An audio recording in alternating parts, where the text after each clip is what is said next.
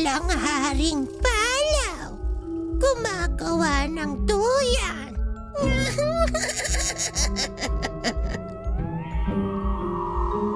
Tumigil ka, kutong lupa. Huwag mo kong istorbohin, Sol. Sul-sul! Iba ang itsura ng pinakamalakas na haring palaw.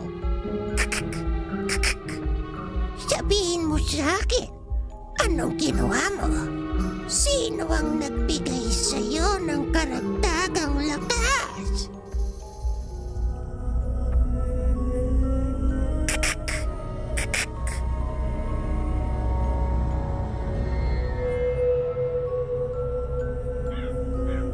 Hindi napansin ni Haring Balaw ang ginawa ni Sol dahil sa pag-init ng selyo.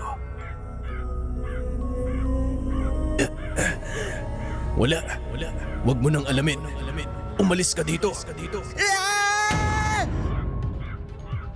Kagad kumilos si Haring Balaw papunta kay Jonas.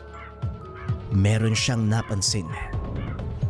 Hindi lang siya ang nagkaroon ng bagong katangian. Maging si Jonas, nadagdagan ng lakas magmula nang mailagay ang selyo. Ano ba naman tong ahas na to? Talagang dito pa naligaw, ha? Sakto. May pagkain kami mamaya ni Inday habang tinitignan yung bituin.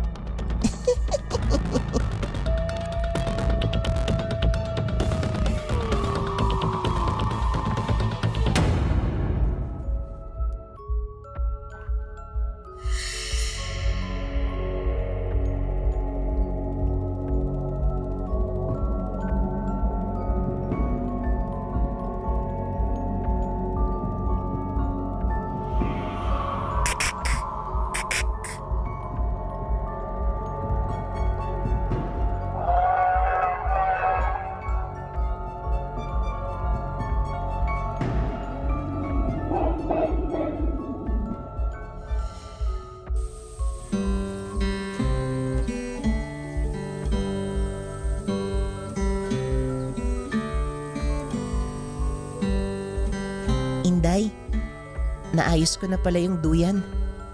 Pwede na tayong pumunta dun. Sakto mamayang gabi maraming bituin. Maraming salamat, Jonas, ha. Napakabuti mo sa akin. Oo, pupunta tayo dun. Ang tagal ko nang gustong makita yung mga bituin eh.